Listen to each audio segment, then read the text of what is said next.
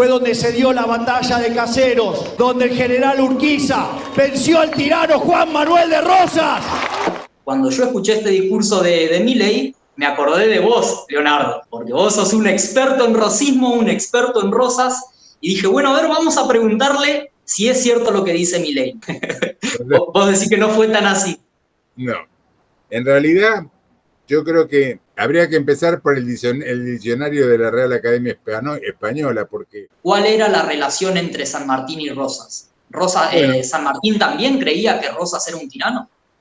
Incluso está en contra del comunismo, porque cuando... Hola a todos, estamos con Leonardo Castañino, ingeniero civil, historiador revisionista y autor de al menos 10 obras, la mayoría relacionadas a la historia argentina y también al federalismo.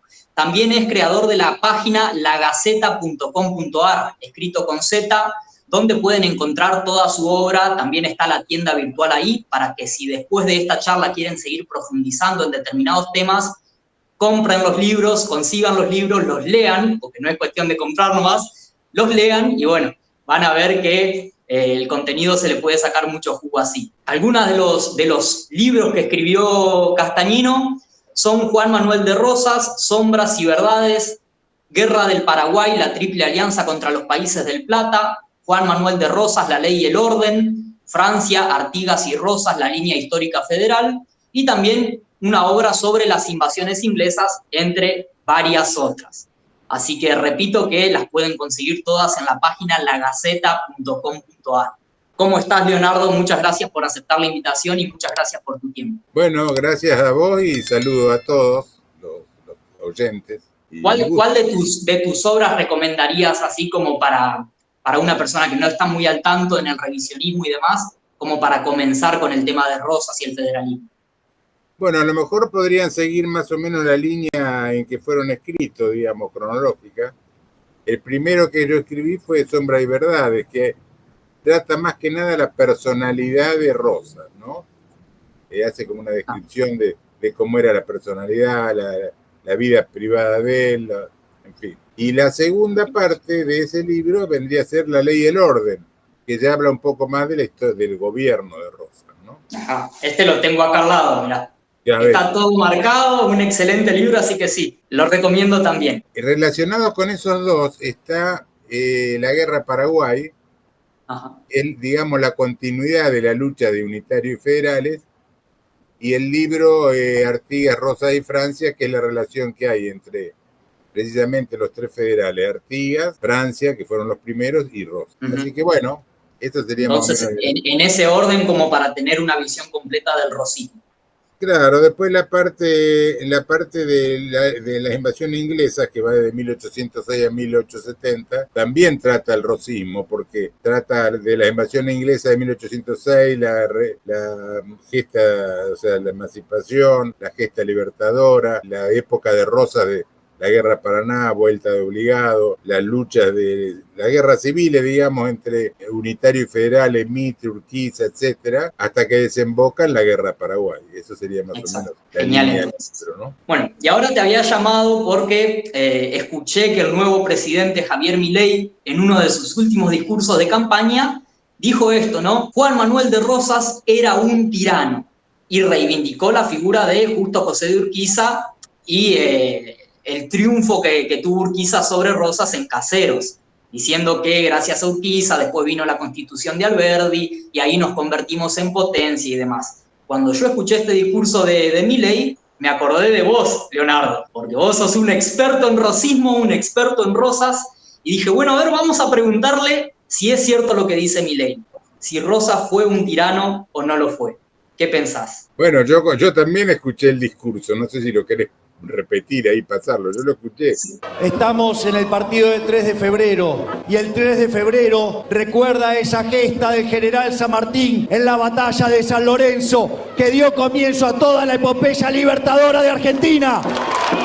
Por otra parte, es muy importante también que tengamos en cuenta la magnitud histórica de lo que es Palomar, porque en Palomar fue donde se dio la batalla de Caseros, donde el general Urquiza venció al tirano Juan Manuel de Rosas. Y Y es por eso que para nosotros es tan significativo este lugar, porque fue el lugar donde Urquiza después dio lugar a poner en marcha la Constitución de Alberdi, y que cuando se anexó la provincia de Buenos Aires en el año 1860, de ser un país de bárbaro, 35 años después nos convertimos en la primer potencia mundial, abrazando las ideas de la libertad. Me agarró un ataque de Caradagian cuando lo escuché. Vos decís que no fue tan así. No, en realidad yo creo que habría que empezar por el diccionario de la Real Academia Española, porque tirano y dictador son dos cosas completamente distintas. Ya dictadores ya había hasta en la época de los romanos, ante una eventual una perturbación del orden. Claro, el tirano era el que el dictador actuaba en forma dictatorial en beneficio del pueblo. En cambio, el tirano era el que gobernaba en beneficio propio. Y en el caso de Rosas, precisamente, él actuaba en beneficio de los demás. Incluso hay una parte cuando él asume, dice, las facultades extraordinarias, dice, los dineros públicos o la administración pública está fuera de las facultades extraordinarias. O sea que él gobernó escrupulosamente, mantuvo los dineros del Estado escrupulosamente fuera de su órbita. Él era rico antes de ser gobernador, no se hizo rico como gobernador. Por otro lado, él lo acusa mucho dice, no, era un tirano porque con las facultades extraordinarias, él no fue el primero que tuvo facultades extraordinarias, porque en las facultades extraordinarias ya, cuando San Martín derroca el gobierno en 1812,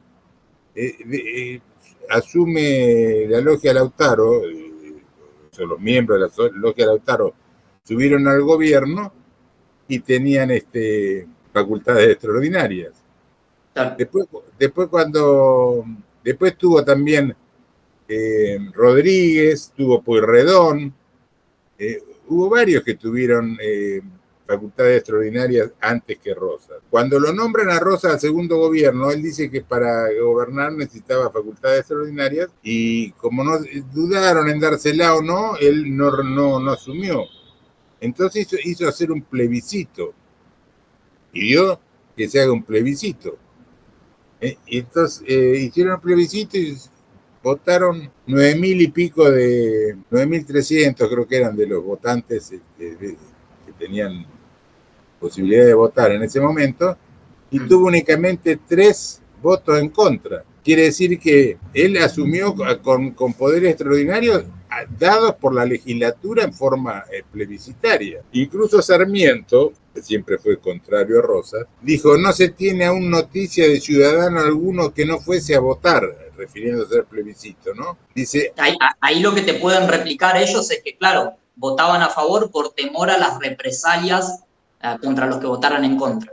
No, porque votaron incluso, por ejemplo, de los votos que tuvieron en contra, uno fue el médico personal de él, otro fue Tomás de Anchorena, que era amigo de él, así que en definitiva, la cuestión que, fíjate lo que dijo Sarmiento, ¿no? Que Sarmiento no se callaba ante nadie, y dijo, no se tiene aún noticia de ciudadano alguno que no fuese a votar. Debo decirlo en obsequio de la verdad histórica. Nunca hubo un gobierno más popular y deseado, ni más sostenido por la opinión, que el de don Juan Manuel de Rosas. Bueno, no sé qué pruebas quieren. No sé, si quieren hacemos el plebiscito de nuevo, no sé qué quieren hacer, pero... Esos son Vos me mencionaste recién que Rosas muchas veces reiteradamente ofrecía la renuncia, ¿no? Y decía, bueno, yo sin facultades extraordinarias no gobierno. Muchos dicen, esa es una muestra de que Rosas no tenía una ambición personal por el poder. Y otros dicen, no, en realidad era demagogia, porque él sabía que después lo iban a ir a buscar. Sí, bueno, pero mira, argumentos podés inventar cualquier argumento. La cuestión son los hechos. Él renunciaba, no le aceptaban la renuncia, bueno, eso es lo que pasó.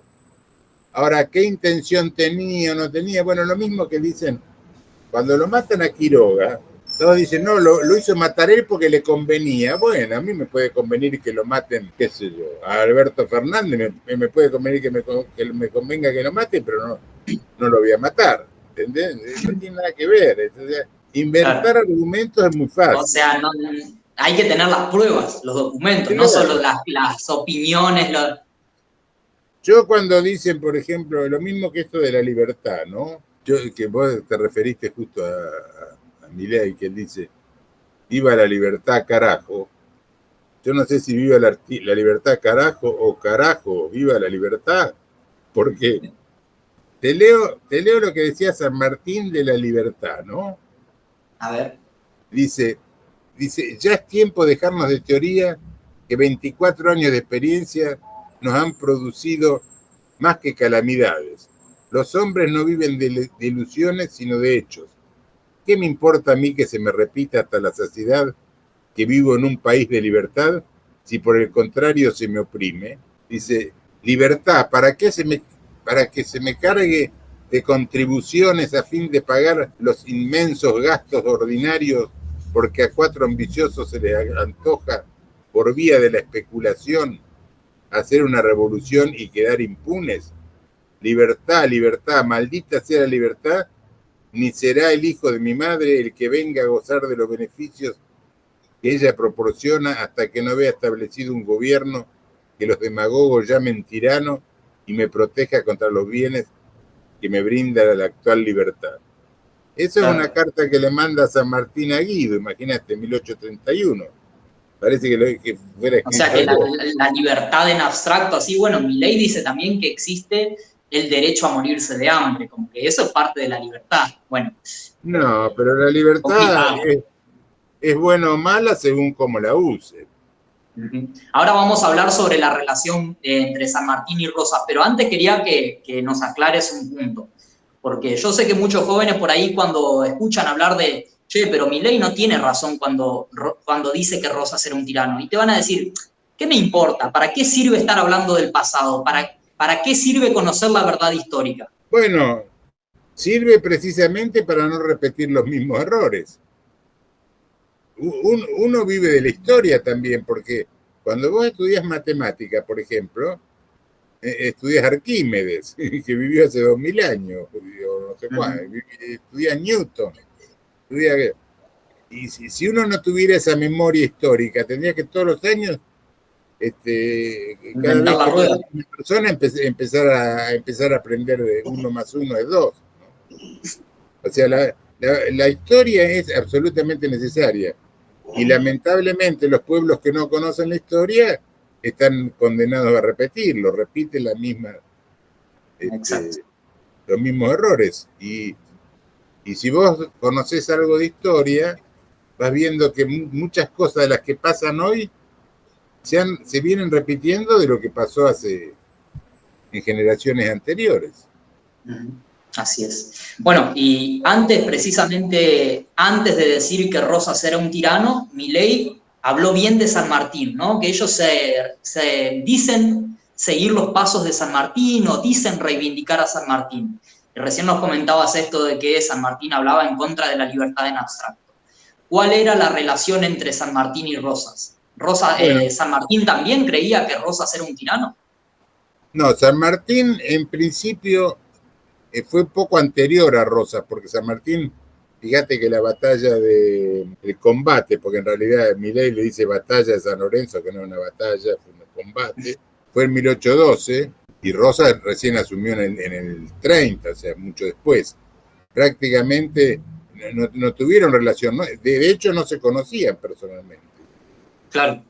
Cuando se arma la guerra contra los anglo-franceses, que se llamó la Guerra de Paraná, una de las batallas fue la batalla de Vuelta Obligado, otra fue Quebracho, San Lorenzo, etc. Rosas ahí se dio cuenta que, o sea, ya venía estudiando el gobierno de Rosas, que le gustaba porque tenía una mano firme y que había puesto orden en el país, etc. Y cuando hubo la batalla de Vuelta Obligado, ahí le escribió ofreciéndose participar en lo que pudiera, si bien ya era un hombre grande, en colaborar en lo que pudiera, se ponía a las órdenes de Rosas. Incluso después le donó el sable del Libertador, el sable Corvo. Que ahí hay otro error que comete, que hay muchos unitarios que lo repiten. San Martín le legó el sable de la independencia a Rosas. Rosas a su vez legó su sable, el sable de la soberanía, no el que le dio San Martín, el sable de él se lo donó a Solano López. Entonces los argumentos que ponen algunos dice, sí, Rosas era un desagradecido, porque el sable que le dio San Martín se lo regaló a López, no tiene nada que ver, está hablando de distintos sables. Son dos distintos. Por eso yo digo, hay mucha gente que se larga a hablar de cosas que no sabe.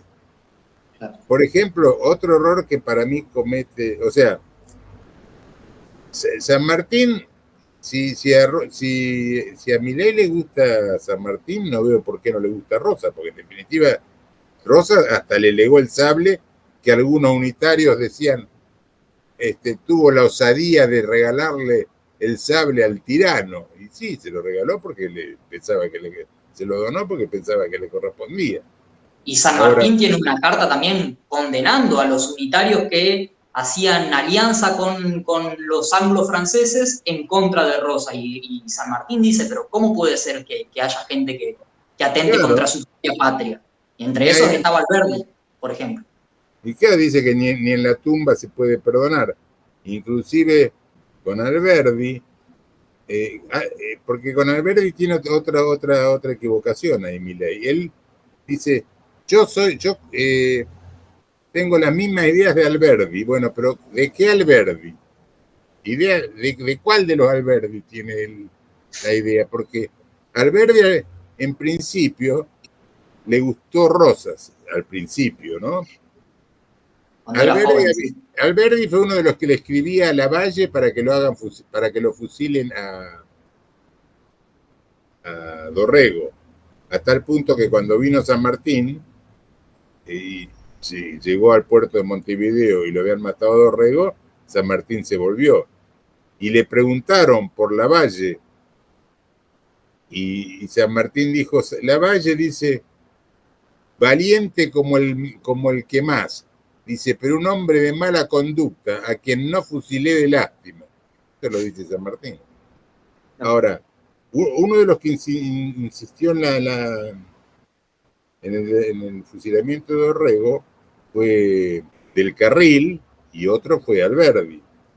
Ahora, como Rosas no le dio cabida a Alberdi, ¿no? Digamos, no es que lo descartó, sino que no le dio la importancia que él creía tener. Claro, entonces Alberdi se hizo totalmente contrario a Rosas. Ajá. Y luchó con la pluma, ¿no? Con la espada, nada, pero con la pluma, él, Mitre, Sarmiento, todo en contra de Rosas. Hasta que lo derrocan a Rosas, con la traición de Urquiza, lo derrocan en Caseros. Ahí Alberdi hace la constitución liberal, pero después se da cuenta que estaba equivocado, porque él se pone en contra de la guerra contra Paraguay, y incluso se enfrenta públicamente con Mitre y Sarmiento. Entonces Alberdi lo va a ver a Rosas, que estaba en el exilio, y tienen alguna reunión, y alguna reunión social también. Incluso lo incentiva a Rosas para que le haga juicio a la Confederación para que le devuelvan todo lo que le habían expropiado y para que se defienda históricamente y todo. Y vuelve cuando termina de hablar con Rosas, lo pondera públicamente.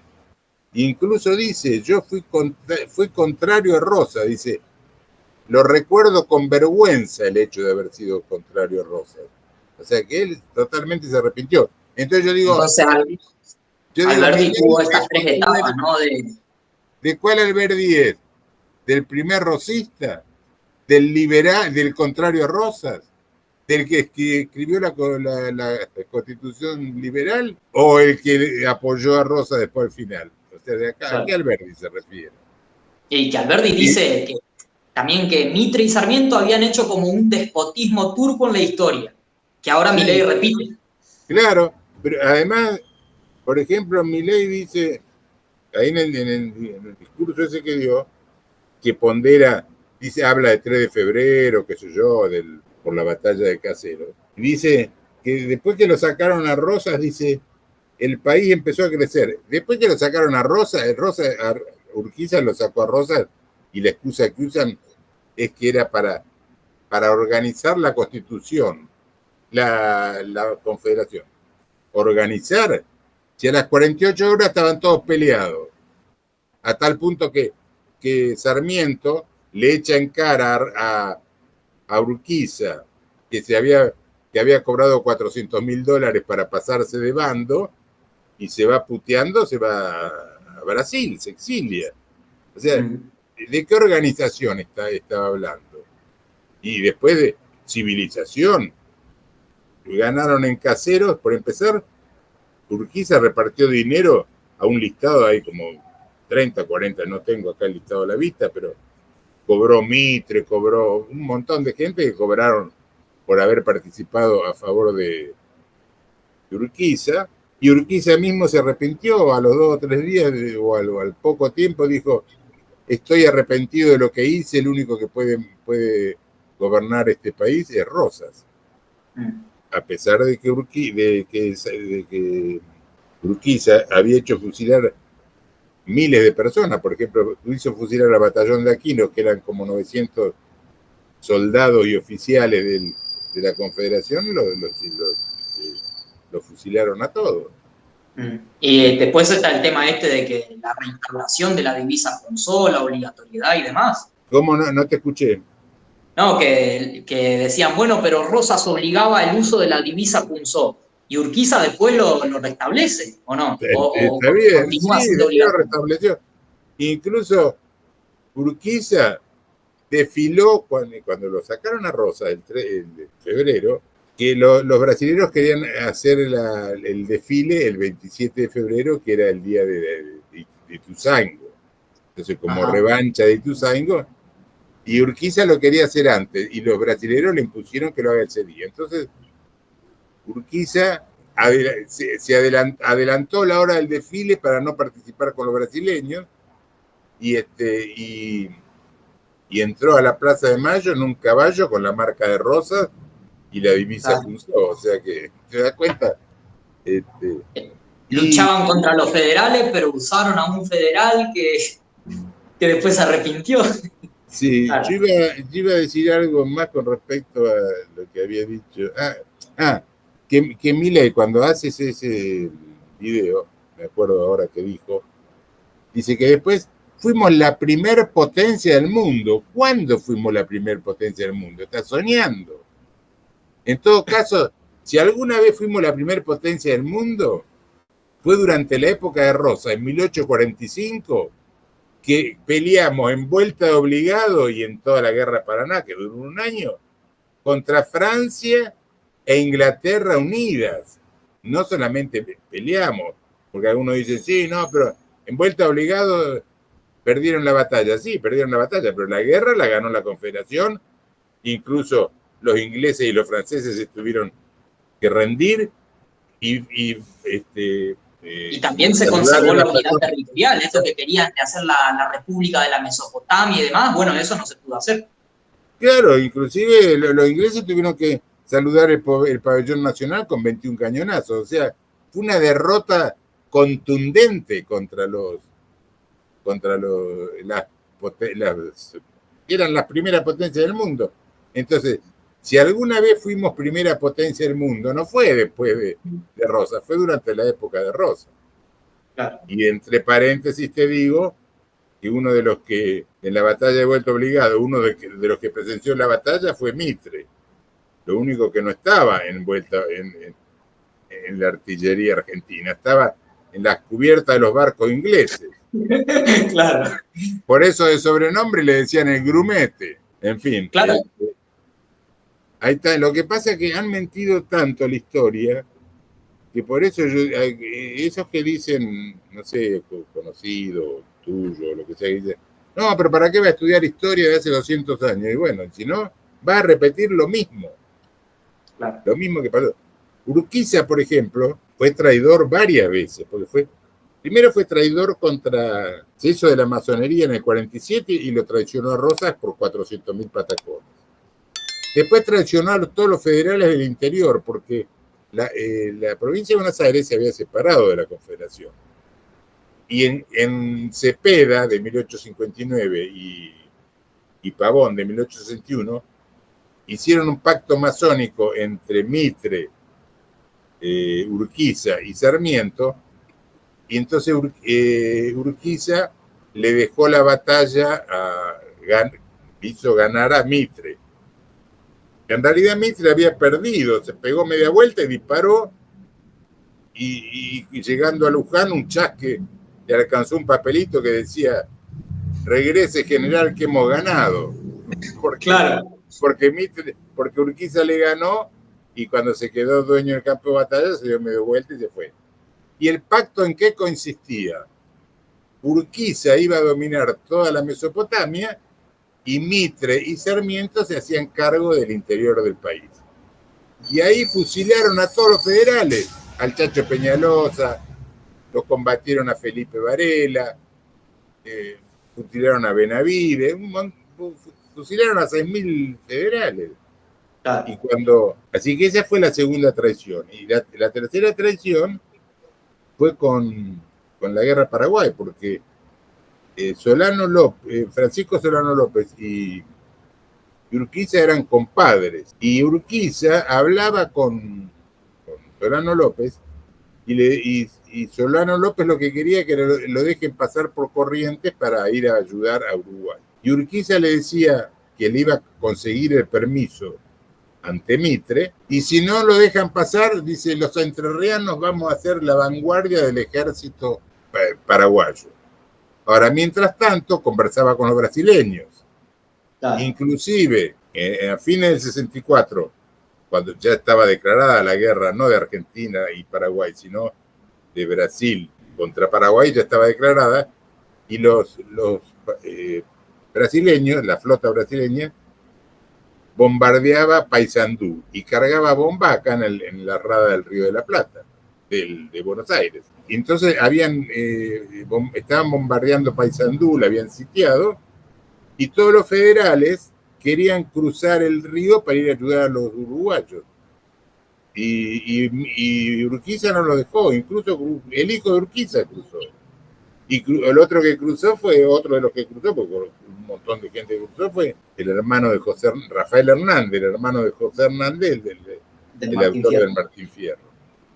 Y Urquiza se mantenía presidente ahí en San José, no intervino para nada. Los traicionó, digamos, no lo dejó. No solamente eso, sino que, vos fíjate que estaba en conversación con Solano López, que le iba a dejar pasar, que yo. Estaba en conversación con Mitre también, y estaba en conversación con los brasileños. Le vendió 30.000 caballos de Entre Ríos, vos, 30.000 caballos del ejército entrerriano. Urquiza se lo vendió a los brasileños y listo, se pasó de bando, se hizo proveedor del ejército, se llenó de guita. Entonces esa fue la tercera traición. Tanto así que hubo mucha gente que no quería ir a la guerra Paraguay y lo mandaban a la fuerza. Entonces por eso que López Jordán se rebela en contra de Urquiza. Y así terminó también Urquiza, ¿no? Porque claro, de traición en traición, y el que mal anda, mal acaba, dice el dicho. Sí, y incluso José Hernández dice traidor 1000 veces muerto, etc. Incluso ahí hay una versión tergiversada también de la historia, porque todos dicen, yo incluso he pasado ahí por el Palacio San José y la guía turística dice, sí, porque acá en esta puerta el asesino de López Jordán lo mató Urquiza. Son mentiras, y López Jordán no fue al Palacio San José. Lo que mandaron una partida de gente para pedirle a Urquiza que se retire de la política o se exilie. Y Urquiza se rebeló y un paisano lo mató. Él se quiso defender con un rifle, y un paisano le pegó una puñalada y lo mató, pero López Jordán no estuvo ahí. Bueno, y vos me mencionaste que después de la victoria de Urquiza sobre Rosas, vinieron todos los fusilamientos, la persecución a los caudillos del interior y demás, y muchos dicen, bueno, pero Rosas fue un tirano también por el tema de la mazorca, que era una herramienta del Estado para ejercer el terrorismo, lo que después se va a conocer como terrorismo de Estado. Y hay autores que comparan los números. Bueno, vamos a ver, el terror de Rosas, ¿cuántos números dejó? ¿Cuántas muertes causó? Y después los fusilamientos de Urquiza, la persecución de Sarmiento. ¿Qué tenés para comentar con...? Mirá, yo ahí te puedo dar dos cifras que son muy llamativas. Uno, Rivera Indarte, que escribió un libro que se llama Tablas de Sangre, para escribir ese libro le pagaban un penique por cada muerto que pusiera, ¿no? Claro.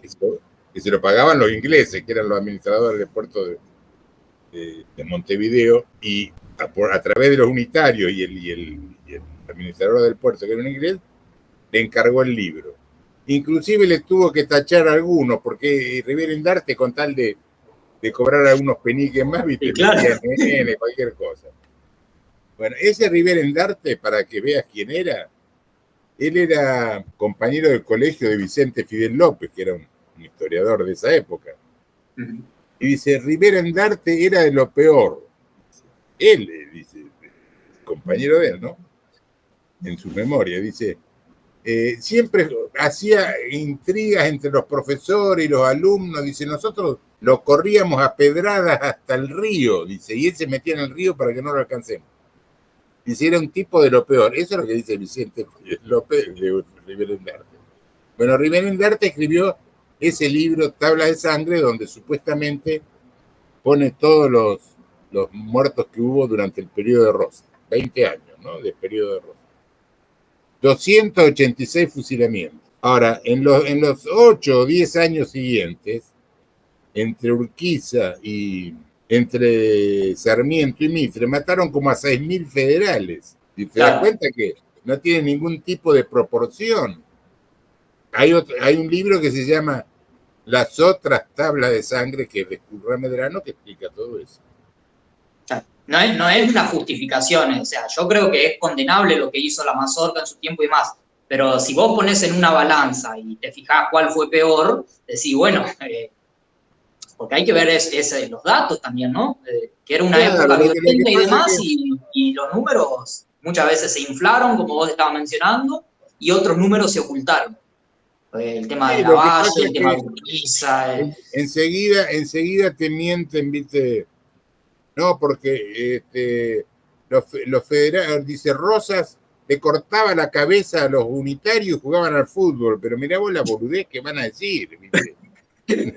Una cosa. Mirá, Bismarck dijo,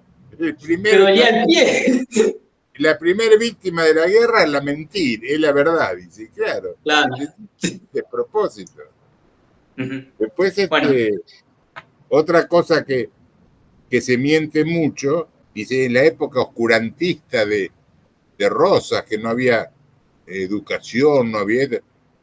Durante la época de Rosas fue cuando más se incentivaron las artes, la literatura, el periodismo. Vos ves los cuadros que había en esa época, los cuadros, la educación primaria, la secundaria y universitaria. Casi todos los hospitales de acá de Buenos Aires tienen nombre de médicos que se recibieron en la época de Rosas. Muñiz, Argerich, todos médicos de la época de Rosas. Ahora, durante la época de Rosas hubo, entre abogados y médicos, creo que hubo 260 graduados. Durante los 20 años siguientes hubo la mitad. ¿Te das cuenta que eso de que era una época oscurantista son todas mentiras, ¿viste? No. Lo mismo que dicen, no, porque no había industria, no había... Rosas hizo la ley de aduana y para incentivar a todas las industrias del interior. El primer saladero que hubo acá lo puso Rosas, y en Quilmes, Rosas con Terrero, ¿no? Como los ingleses le hacían un boicot, ellos iban a buscar sal a Salinas Grande, acá en La Pampa. Los ingleses empezaron a hacer la contra porque le hacía competencia. Entonces, primero los ingleses lo boicoteaban cobrándole muy caro el flete, el transporte, porque le exportaban a Jamaica, le exportaban como carne salada. Entonces Rosa hizo hacer en Corrientes, que había astillero, hizo hacer barcos y empezó a transportar con sus propios barcos. Entonces la prensa empezó a decir, no, lo que pasa, dice que si matan tanto Hacienda, después va a aumentar el precio de la carne en Buenos Aires.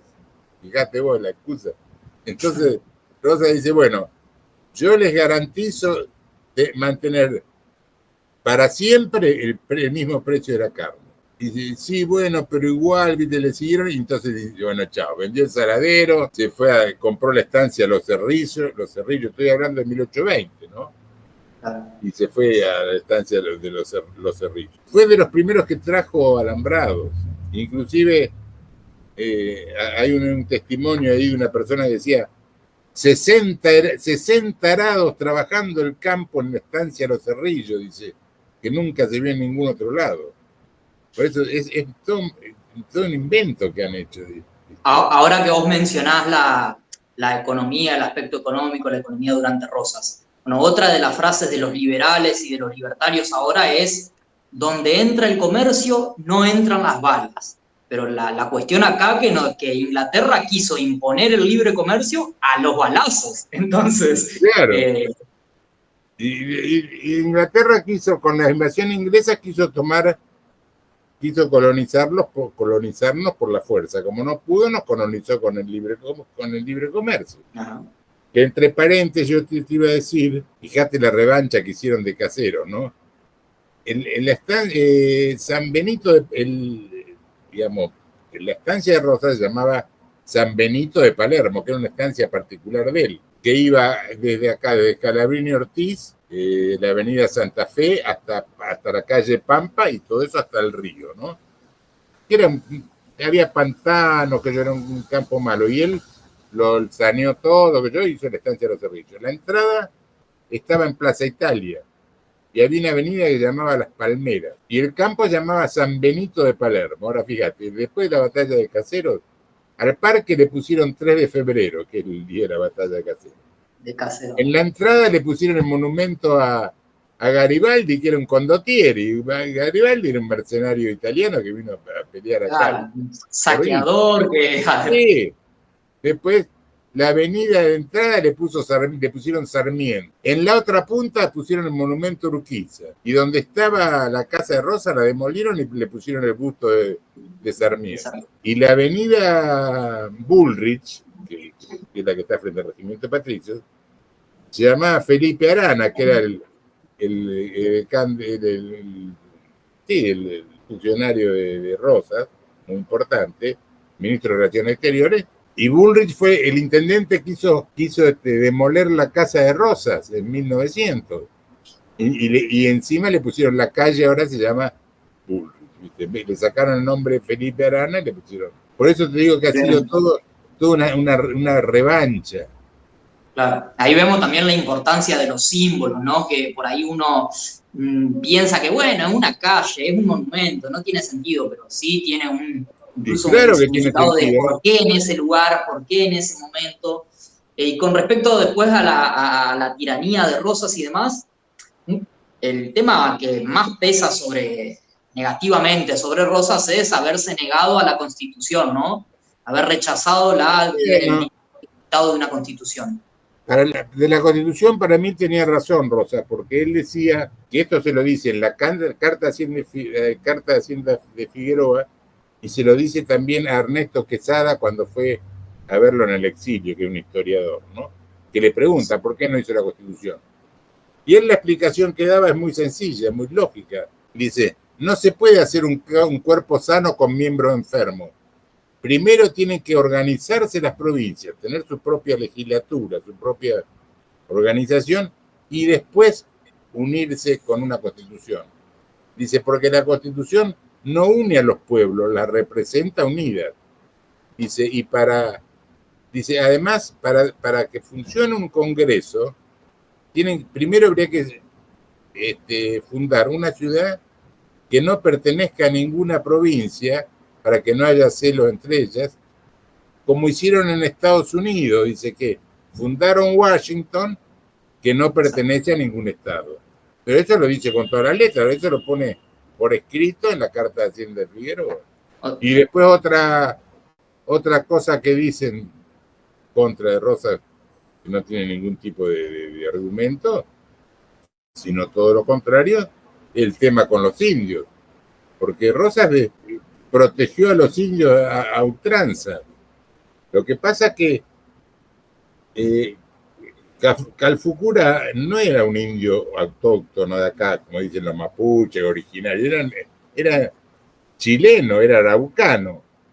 Vino acá en 1820, 1830. Juntó a todos los tehuelches que estaban en Mendoza, los mataron a casi todos, o los empujaron hacia el sur. Hizo una reunión de caudillejos acá en la provincia de Buenos Aires, en Cochicó, los emborrachó a todos y los degolló. Se salvaron algunos, que por eso se supo.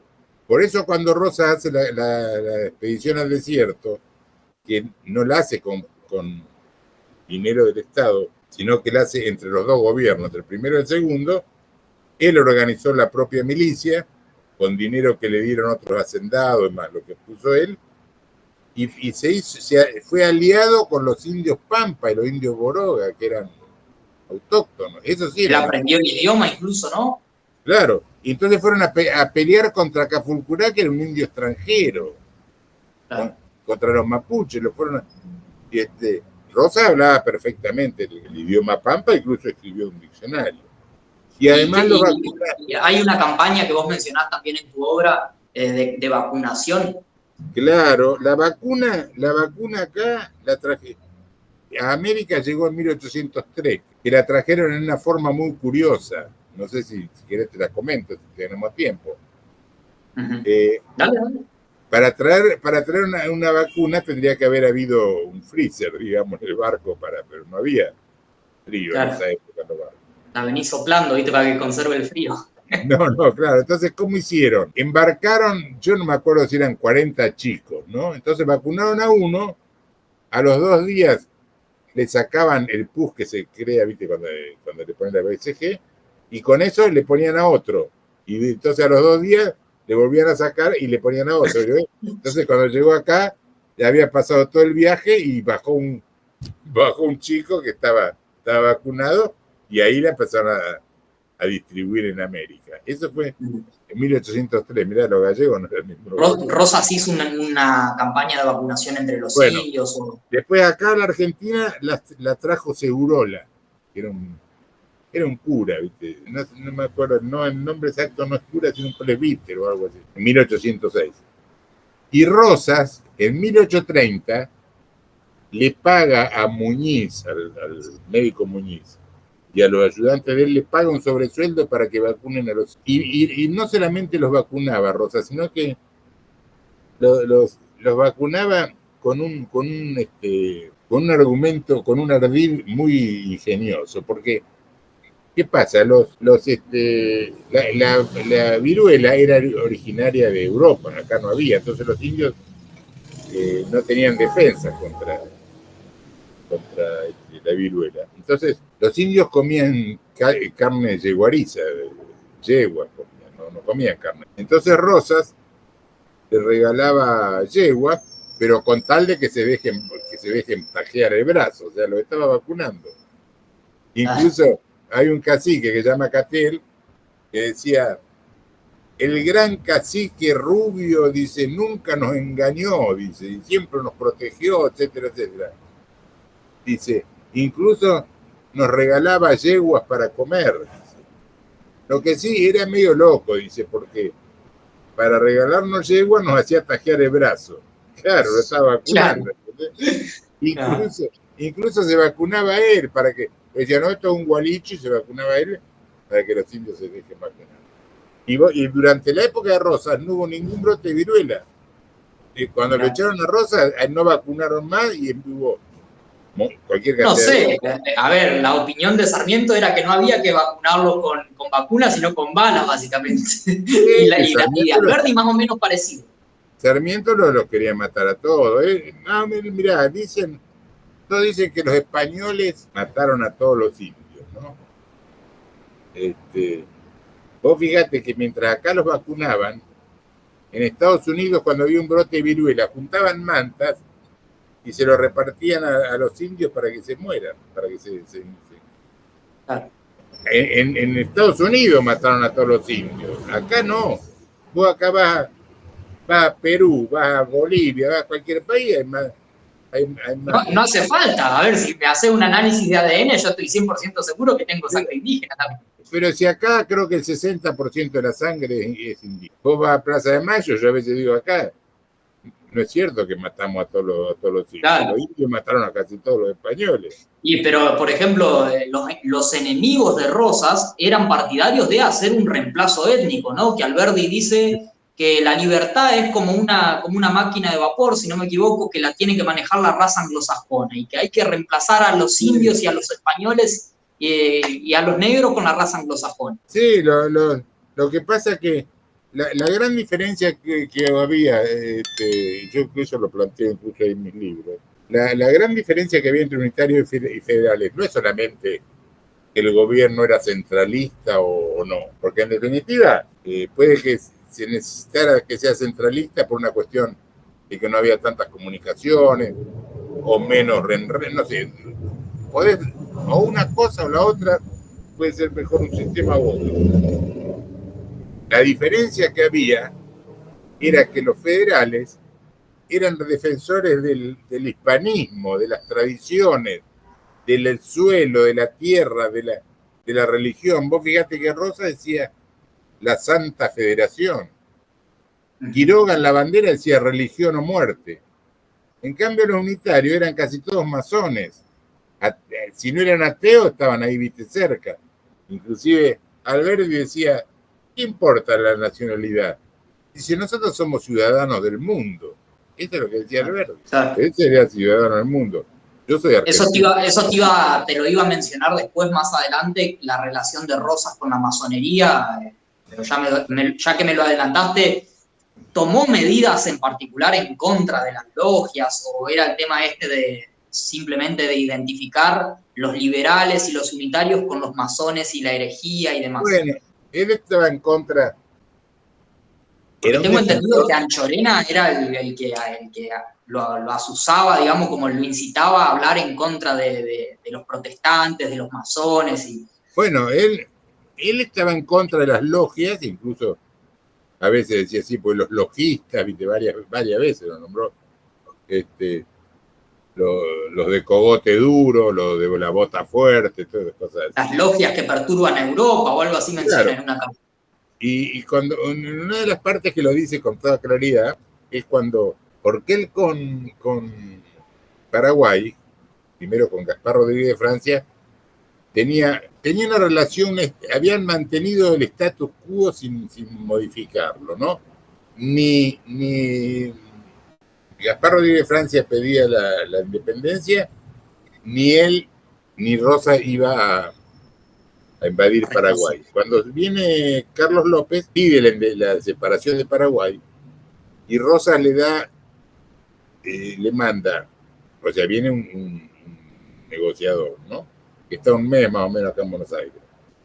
Y Rosas, en definitiva, le contesta con dos documentos, uno privado y otro público. Y en el público le dice que no puede reconocer la independencia porque no depende de él exclusivamente, que depende de todas las provincias, y cuando se organice, que ya lo van a decir. Pero en el documento privado le dice, no nos conviene separarnos, porque a ustedes se les va a llenar de extranjeros y de logias. Como nos pasó a nosotros, que ahora no sabemos cómo manejarlo, no sabemos qué hacer.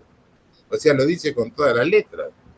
Está en contra de la masonería. Incluso está en contra del comunismo, porque cuando cuando estaba en Inglaterra, Josefa Gómez, que era una amiga de él que le escribe, dice, ¿qué opina usted de los sucesos de Europa? Dice, no, la Quinta Internacional habla peste de los comunistas. Por eso. Claro. Y con respecto a la al toque vio el surgimiento del comunismo y se opuso.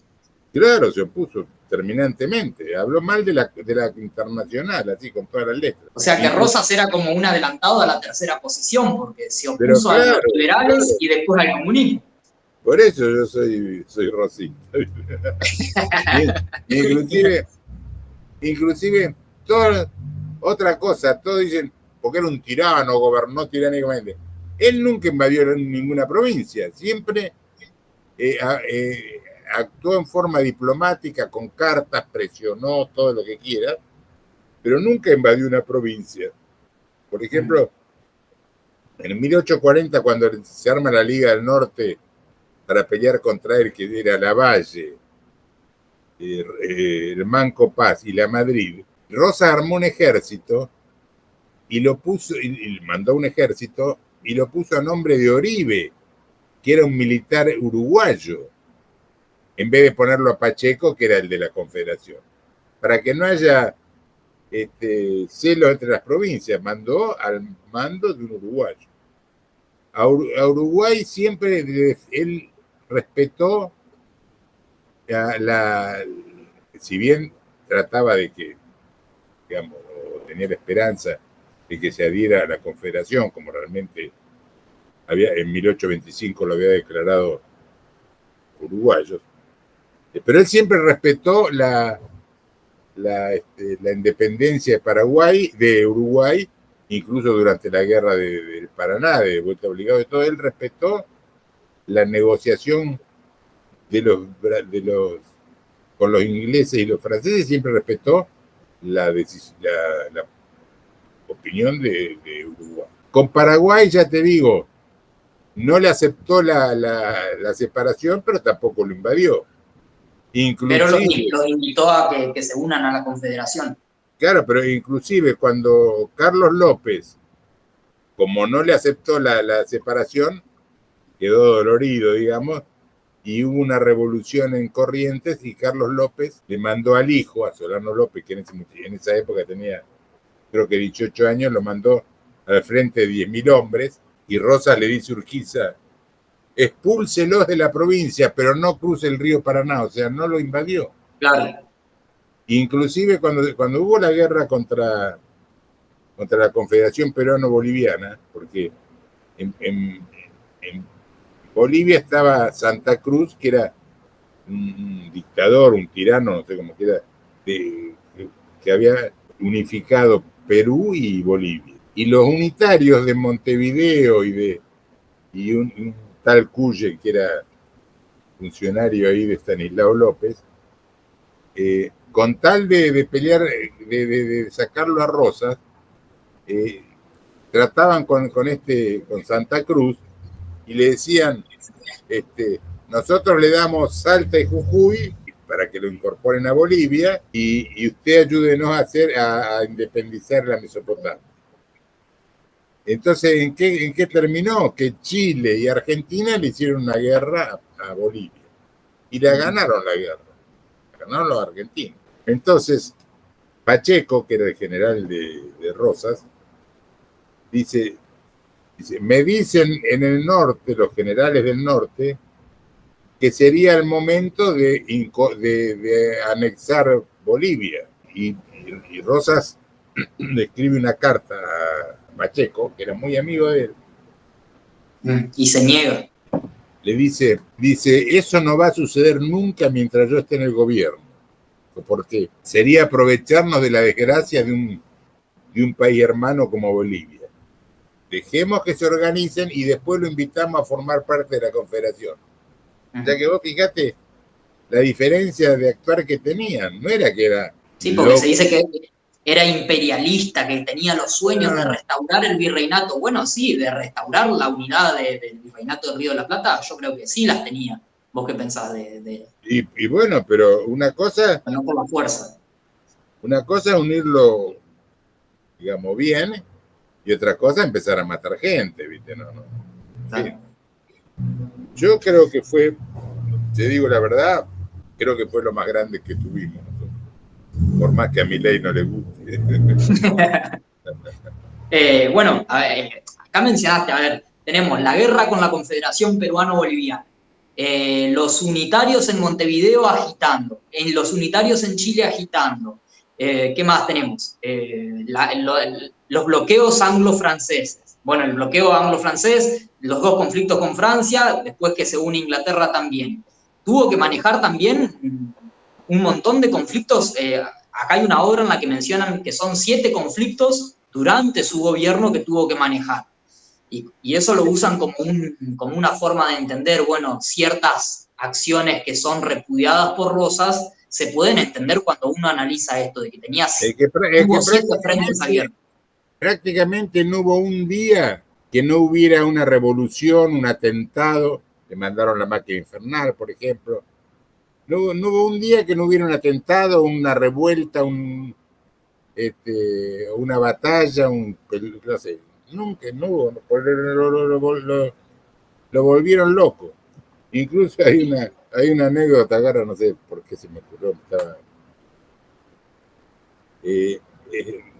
Estanislao López, que era de Santa Fe, era amigo tenían buena relación con Rosas. Pero tenía un tal Cuyen que era un traidor, ¿viste? Y Rosas lo sabía, lo venía pispeando, cómo era.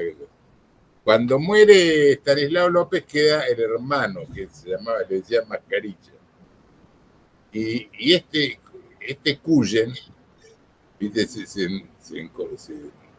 dio cuenta que estaba descubierto, digamos, y se rajó a Córdoba. Y Rosas lo mandó a llamar, a decirle al gobernador de Córdoba que se lo mande. Entonces Cuyen se fue a Santiago del Estero, que estaba Ibarra, que era un caudillo bravo también, ¿no? Ajá. Entonces Rosas le manda una carta explicándole todas las transfugiadas que había hecho Cuyen y que se lo mande. Entonces Ibarra le dice a un ayudante de él, dígale a Cuyen que se ponga medias de lana para que no le apresten tanto los grillos, dice, porque lo voy a mandar a Buenos Aires. Claro. Los mandó engrillado. Otro tema que quiero tocar sobre Rosas es ¿no? Recién mencionamos el bloqueo anglo-francés. Muchos dicen, bueno, Rosas se enfrentó a los ingleses, pero también tenía relaciones amistosas con personas, con embajadores de Inglaterra, y después se exilió allá. Lo que demuestra que Rosas en realidad era un agente inglés, hasta te llegan a decir algunos. Sí, bueno, por eso boludeces pueden decir cualquiera, ¿no? Pero Rosas siempre fue muy respetuoso de todos los tratados que hubo, de todas las cosas que hubo. Los ingleses habían hecho un tratado de amistad en el 24, creo, 26, como la nación más favorecida, lo habían canjeado por el reconocimiento de la independencia, entonces tenía una especie de libre comercio. Y Rosas lo respetó eso. Ahora, cuando quisieron hacer cosas que no estaban estipuladas en el tratado, como la libre navegación de los ríos, ahí Rosas le puso los puntos, no, señora, hasta acá llegaron. Ahora, ¿por qué se exilió en Inglaterra? Ese es el otro argumento. Pues no, era inglés porque se exilió en Inglaterra. En esa época, el único país prácticamente del mundo que era más o menos ordenado era Inglaterra. A tal punto que San Martín, que vivía en Francia, se fue a vivir a Boulogne-sur-Mer, que quedaba ahí pegado al río, al Canal de la Mancha, porque estuvo a punto de pasar a Inglaterra, porque en Francia había muchas revoluciones, muchas revueltas. Por otro lado, los ingleses siempre respetan al vencido que actúa lealmente, digamos, ¿no? A pesar de que no lo voy a ponderar ni mucho menos, pero lo que no respetan es a los traidores, pero a los que son leales a su causa los respeta a un vencido. Además hay una cosa que me falta un poquito ver las fuentes exactas, ¿no? Pero Rosa, cuando se fue de acá, se fue con Pascual Echagüe. Fue muy leal a Rosas y se fue con él. Este Pascual Echagüe tenía un primo en el Vaticano que era cardenal. Entonces, cuando se va, después que lo derrocan a Rosas, Mitre y Urquiza hacen una terrible matanza en el interior, que es la que yo dije, que lo había traicionado. Entonces, Echagüe, por intermedio del cardenal del Papa, le piden al Papa que interceda ante los ingleses para que paren la matanza. Entonces, ¿a qué trato llegan? Que Rosas quedaba, digamos, preso en libertad, pero preso, digamos, no podía salir de Inglaterra, y paraban la matanza de los federales acá. Incluso se selló en un pacto masónico, por eso hay un cuchillo de Rosas que vos lo podés buscar en internet, si querés yo lo tengo la imagen. Dice un cuchillo tipo Bowie, que no es un cuchillo criollo, es un cuchillo inglés, que es un cuchillo distinto. Y tiene un sello masónico en la empuñadura. Entonces, ¿por qué tiene ese sello masónico? Porque dice que como cuando hicieron ese pacto entre el Papa y los ingleses, lo sellaron con ese cuchillo, ¿no? Claro, también hay un autor argentino que ahora no me acuerdo el nombre, que en política muchas veces se distingue el enemigo de la nación del enemigo personal. Capaz que los ingleses personalmente con Rosas no tenían nada, sin embargo fue enemigo de su nación cuando intentaron sobrepasarse. Pero después con la persona en particular, o también está esto de que lo usaban como para tenerlo controlado, de tenerlo ahí para tenerlo vigilado. Bueno, es que de hecho el cónsul inglés vivía en Buenos Aires, nunca, ni la mazorca, ni ninguno le agredió a ningún inglés. Incluso el inglés iba, los cónsules ingleses iban a Palermo a comer o a tener relaciones con él. Incluso hubo una anécdota bastante graciosa de cuando le negó la bota al inglés, no sé si lo conocés. Contala. Cuando vino el cónsul inglés, pasó por Montevideo, los de los unitarios de Montevideo le reclamaron que lo apriete a Rosas para que le... No sé, entonces el cónsul inglés dice, ahora cuando vaya, qué sé yo, va a ver, y como que le iba... Claro. O sea que Rosas no tenía una enemistad, digamos, contra el individuo. Bueno, y una de lo que para mí más se resalta del gobierno de Rosas fue que evitó que lo que después va a ser Argentina siga desmembrándose. Mientras, por ejemplo, Sarmiento proponía entregar la Patagonia. Después proponían hacer la República de la Mesopotamia. Después proponían, reconocer la independencia del Paraguay, entregar las provincias a la Confederación Peruano-Boliviana. Y Rosas, sin embargo, pudo evitar que siga desmembrándose. Eso me parece que no se resalta demasiado. Desgraciadamente, cuando íbamos 1 hora 3 minutos de charla, empezamos a tener problemas de audios irrecuperables, un sonido muy molesto, y la imagen empezó a quedar desfasada. A pesar de todos los esfuerzos que hice en la post-edición, no pudo recuperarlo. No sé si es porque mi computadora no es muy buena y la exigí demasiado, ya pasándome de la hora. Pero bueno, afortunadamente, viendo el vaso medio lleno, solamente se perdieron 10 minutos de charla, que fueron los 10 minutos finales, que por ahí ya no comentábamos temas tan relevantes. Leonardo me comentó anécdotas de Rosas con los ingleses, yo le comenté un poco que Rosas mantuvo la integridad territorial, creo que eso quedó un pedacito igual. Me comentó también que Sarmiento no solamente discriminaba a los italianos y a los españoles, y a los gauchos y a los indios, por supuesto, sino también a los árabes y a los judíos. Y quedamos en hacer otra charla en un futuro, si a ustedes les gusta, sobre la vida personal, sobre los aspectos personales de Juan Manuel de Rosas. Que Leonardo tiene una obra escrita sobre eso, pero queríamos llevarlo también al formato video. Así que si les gusta la idea, déjenlo en los comentarios. No se olviden de ponerle me gusta al video, de suscribirse y también de ir a la página lagaceta.com.ar, donde van a encontrar toda la obra de Leonardo. De nuevo, muchas gracias. Perdón por estos 10 minutitos que se perdieron, pero afortunadamente salvamos la hora de charla. Muchas gracias a todos.